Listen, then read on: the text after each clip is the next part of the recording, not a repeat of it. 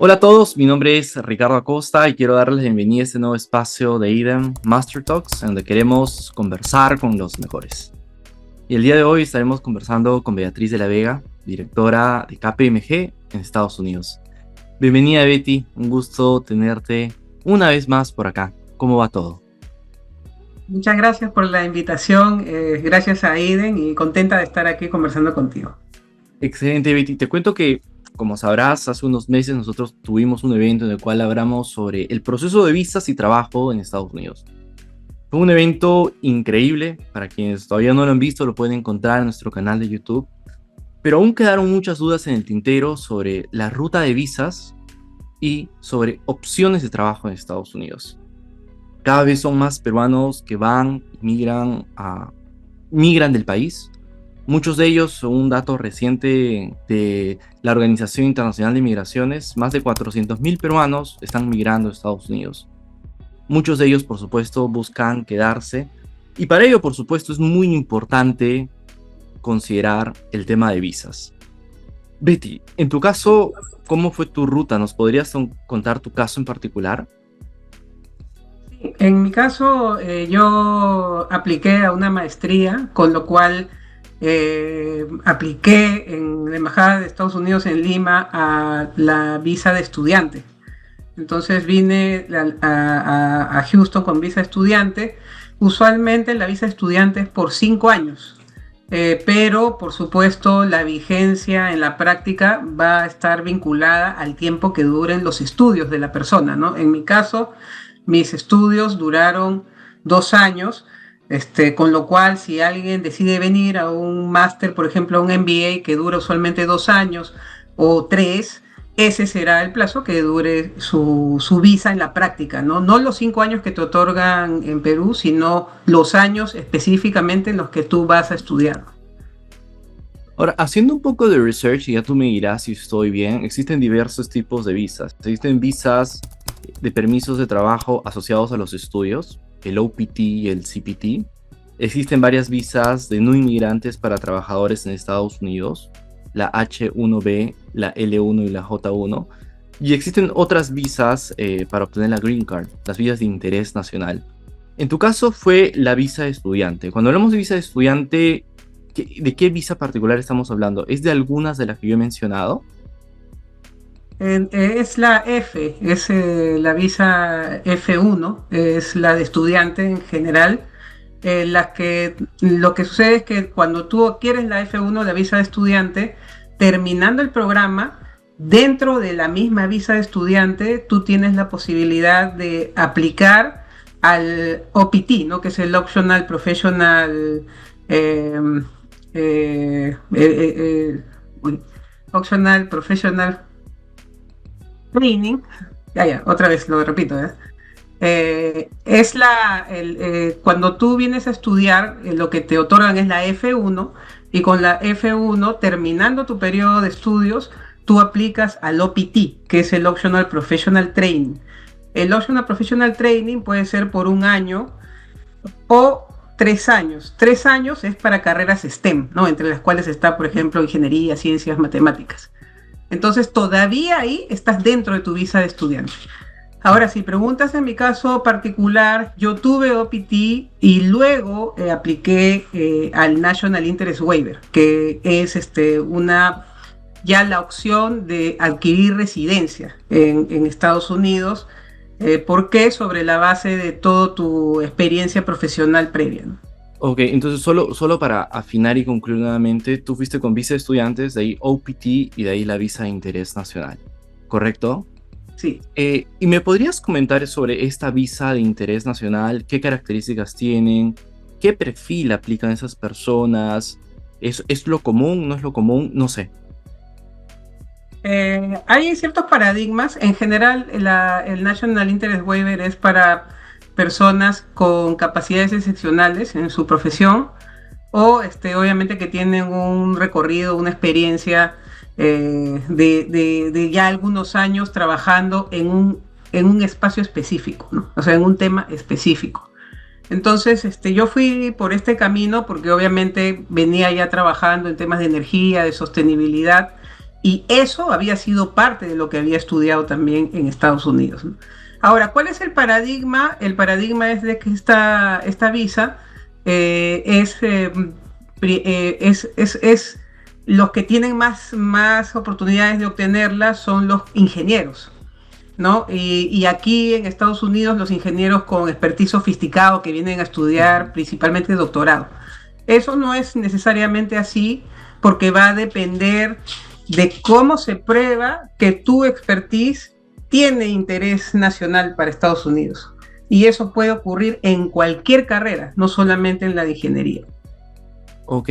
Ahora, Betty, no sé si tú sabrás tanto al respecto porque tu ruta ha sido otra, pero yo siempre he escuchado a muchas personas que aplican o que tienen este sponsorship de sus empleadores para obtener la visa H1B.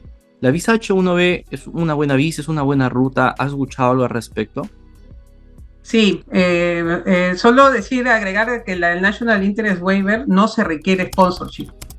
Eso es lo interesante, ¿no? Porque cuando ahora preguntas por el sponsorship, quiere decir que hay un empleador que es el que va a aplicar por ti para que obtengas tu residencia, ¿no? Bajo una visa de trabajo que es esta HB1. Entonces, ahí sí puede ser fácil para algunos si es que tienen paciencia, ¿no? Porque tú primero tienes que demostrar en el trabajo en el que estés que realmente eres una persona que merece quedarse a largo plazo en una empresa, ¿no? Entonces, ¿qué sucede? En varias experiencias, ¿no? Una de ellas es que cuando la gente postula, luego de terminar sus estudios, los formularios para conseguir trabajo tienen dos preguntas siempre, claves, iniciales, ¿no? Primera pregunta, ¿tienes permiso para trabajar en Estados Unidos? Si tienes OPT, la respuesta es sí. La siguiente pregunta, porque ahí el formulario sigue, no se abre, siguiente pregunta. ¿Vas a necesitar en el futuro sponsorship? Y si tú dices sí, muchas veces ya nunca más te vuelven a llamar, ¿no? Entonces, eso es un primer obstáculo, porque si no, entras a un trabajo con OPT, si a tu jefe obviamente considera que tu trabajo es extraordinario, en el tiempo te va a ir evaluando bien y la empresa, si tiene esa política, puede aplicar por ti a la visa, a la residencia, ¿no? Entonces eso usualmente, yo en mi experiencia aquí de los amigos que tengo que han pasado por ese proceso, hablamos de un proceso que puede durar entre 4 y 6 años.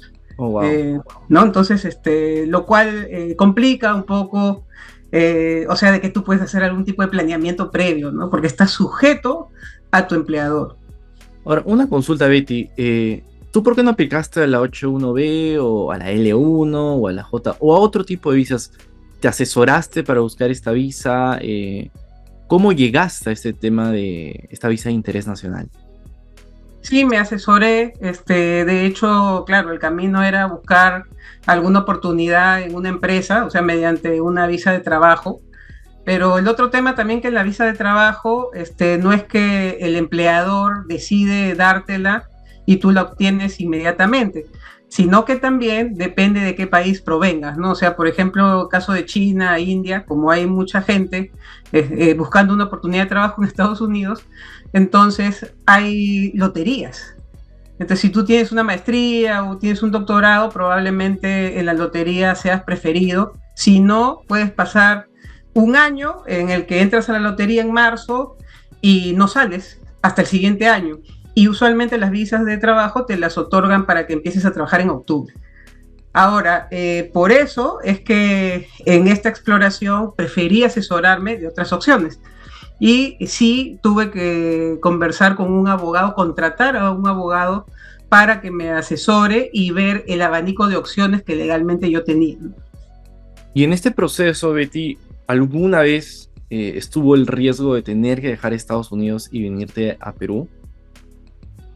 Sí, por supuesto, ¿no? Porque tampoco quería complicar mi existencia, porque obviamente en el Perú sí tenía oportunidades de trabajo, pero era más mis ganas de querer avanzar, de hacer algo distinto, de obviamente concretar mis objetivos, lo que me llevó a pensar, a pensar, a hacer consultoría en mi propio cuerpo, no sé, un poco asesorarme. Primera vez en mi vida que tuve que usar un abogado para algo, y creo que estuvo bien y creo que recibí una buena asesoría. Ahora, si tuviéramos que regresar el tiempo atrás, hablando por supuesto de visas y de trabajo puntualmente, ¿hay algo que tú harías diferente o que de repente nos dirías, oye, váyanse por este camino mejor o consideren eso, contraten un abogado desde el primer momento?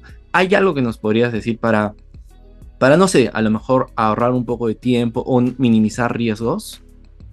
Sí, yo creo que importante asesorarse profesionalmente, porque como pueden ver, la opción de una visa de trabajo no es la única. Incluso en el National Interest Waiver hay como 3 modalidades. Una de ellas es con sponsorship, otra es sin sponsorship, pero sí tener claro, o sea, trabajar en el perfil, porque cuando uno viene a estudiar a Estados Unidos, uno tiene que presentar cartas de recomendación, tiene que escribir su hoja de vida personal, qué cosa ha hecho, preparar el currículum. Entonces ya tiene la persona todos los insumos como para analizar qué oportunidades tiene legalmente hablando, ¿no? Entonces, es mejor en ese proceso también asesorarse dependiendo de cuál vaya a ser la hoja de ruta, ¿no? De la persona en concreto, si quiere venir solo a estudiar y volver al Perú, o si de repente quiere tentar hacer unas prácticas o eventualmente quedarse trabajando. O sea, todo eso se puede analizar desde antes. Yo no lo hice, pero felizmente como soy abogada, entonces naturalmente fluyó. Pero para los que no tienen ese perfil de abogados, preferible siempre asesorarse con alguien. O sea, no cuesta mucho. O sea, la consulta, por ejemplo, que yo tomé para poder analizar primero la situación total, fue $250. Claro, no cuesta mucho, depende del bolsillo, pero digamos en términos, pensando, me va a costar $1,000, de $10,000, la consulta, no, fue ese monto. Después, obviamente, ya vino, ¿no? Los honorarios, ¿no? por el trabajo. Yo creo que definitivamente $250 para tener un panorama sobre tu situación, y no solo es tu situación, sino también sobre tus planes a futuro, me parece un monto totalmente manejable. Totalmente manejable. Y además, como dices, si alguien quiere planificarse y quiere saber sus planes a futuro, me parece importantísimo tener este panorama claro de visas. Yo conozco, como alguna vez hemos hablado, muchas personas que se han tenido que truncar sus sueños, planes, por temas de visas. Ahora, yo quería hacer una siguiente pregunta. Imaginemos un caso hipotético. Yo, Ricardo, ingreso a Estados Unidos, me estoy yendo a mi maestría de 2 años. Mi pregunta sería, Betty, ¿yo desde cuándo debería buscar un asesoramiento para mis visas? Y además de eso, el trabajo es importante. De repente debería buscar algún trabajo que me ayude con el sponsorship. ¿Qué me podrías decir yo? Imagínate que estoy aterrizando a Estados Unidos. ¿Desde cuándo debería preocuparme por ese tema de las visas? ¿Y debería considerar algún trabajo especial? Sí, desde antes de ir, de pisar Estados Unidos, asesorarse en abstracto, ¿no? Teóricamente, cuáles son todas las opciones que tienen para que puedan revisar específicamente los requisitos. Apenas vengan a estudiar, 2 cosas que no solamente es para los extranjeros, sino también para los locales, es el tema del networking. Hay muchas oportunidades dentro de la universidad para hacer voluntariados, para, por ejemplo, escribir papers de algún tema específico e incluso ganar becas, ¿no? $1,500, $5,000, $10,000 mientras uno está estudiando. Y en ese contexto aprovechar para conectar e incluso buscar prácticas o trabajo. ¿Por qué? Porque en paralelo, o sea, por supuesto, durante el estudio solamente está permitido trabajar 20 horas a la semana, pero igual uno puede conseguir incluso voluntariados, o sea, si es que obviamente es posible hacer eso. Y lo otro es también, hagan su análisis de ustedes como persona o profesional, porque también para ver cuál sería la visa más adecuada, ¿no? O sea, porque si hay alguien en el Perú que es un non plus ultra, digo, alguien que tiene premios, becas, incluso que ha estudiado becado, de repente puede aplicar hay otra visa que es la J, esta visa J que tú mencionabas, que es para profesionales jóvenes, hace que sean identificados estas personas que son extremadamente inteligentes y que incluso hay empresas que los miren y los recluten. Entonces, el tema es ese, ¿no? Abran su mente, abran su corazón y también estén dispuestos a tocar puertas de apenas pisan Estados Unidos, ¿no?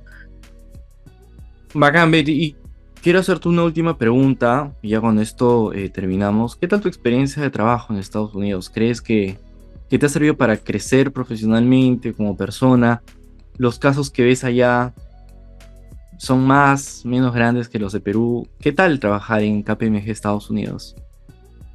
Estoy contenta, estoy aprendiendo bastante. Estoy al otro lado ahora, ¿no? Por ejemplo, en el Perú teníamos un cliente que tenía presencia global o regional, ¿no? En Latinoamérica. Entonces nosotros atendíamos específicamente la situación en el Perú. Ujú. Pero ahora estoy aprendiendo porque aquí es el origen, ¿no? O sea, como que las propuestas se negocian a nivel global o regional, entonces tú te tienes que encargar de coordinar con todos los países, ¿no? También si hay un tema tributario, lo tengo que mirar, recibo obviamente el insumo que viene de cada país, pero para consolidar y alinear tengo que leer, tengo que entender, y como ya soy tributarista, entonces es más fácil entender la consecuencia tributaria, pero estoy aprendiendo también, no sé, aprendo de otras cosas. Eso me parece retador, interesante, ¿no? Y también trabajar en inglés todo el rato, ¿no? ¿Y qué tal la cultura? Imagino que también, así como tú que eres peruana, te enfrentas con personas de todo el mundo en Estados Unidos. Sí, eso es bonito. A ver, cuando tienes un perfil profesional, probablemente tu primer grupo con el que interactúes sean profesionales similares, inmigrantes o locales, ¿no? Que trabajan contigo o están en el mismo círculo, con lo cual también hasta en tu mundo social aprendes del otro. Ujú. Entonces eso también es bonito, y en el caso de KPMG, averiguando un poco la semana pasada para una trivia que tenía que hacer, KPMG tiene algo interesante que es el balance trabajo-vida personal. Entonces, sí hay días que he trabajado duro, pero también eso se ve compensado con otros días en los que sí tengo tiempo para manejar mis horarios al final del día y poder hacer otras cosas, ir a correr, ir al parque. O sea, el ritmo de trabajo también es otro. Me ha sorprendido. Es más, al principio estaba estresada porque me sobraba el tiempo. En realidad no es que me sobraba el tiempo, sino que creo que en Latinoamérica solemos trabajar muchas más horas, ¿no? Ujú. Qué excelente, Betty. Oye, muchísimas gracias por este tiempo. Y si te parece, anota algunas ideas y si te parece también las puedes complementar sobre lo que hemos conversado. Número uno, creo que me parece importante no dejar a último minuto ese tema de visas. Nuevamente, como te comentaba, conozco muchos casos que han tenido que tomar cambios drásticos de un momento a otro por este tema de visas. Número dos, asesorémonos, ¿no? Creo, así como tú que buscaste tu primer abogado justo en ese momento, yo iría también asesorémonos. Si dices, mencionas $250, que puede ir más, menos la consulta, comparado con el beneficio que puedes obtener, me parece que no es mucho. Y en tercer lugar, networking. No, no sé qué te parece a ti estas tres conclusiones. No sé si agregarías alguna más. Sí, yo la cuarta es que tengan espíritu emprendedor. O sea, no renuncien tan fácil a sus sueños porque las posibilidades pueden ser mayores a las que de repente ustedes ven. Excelente, Betty. Hoy muchísimas gracias por participar en Master Talks. Son conversaciones con los mejores y verdaderamente estamos seguros que hemos aprendido muchísimo de ti sobre este proceso de visas. De repente, quienes quieren profundizar más sobre ese tema, nosotros ya tuvimos una conversación que la pueden encontrar en nuestro canal de YouTube. Muchísimas gracias, Betty. Espero poder molestarte una vez más en una próxima oportunidad. Por supuesto, un abrazo y muchas gracias, como siempre, a Aiden por invitarme para hablar de algunos temas interesantes, ¿no? Para la audiencia. Excelente, Betty. Nos vemos en una próxima. Chao, chao. Chao.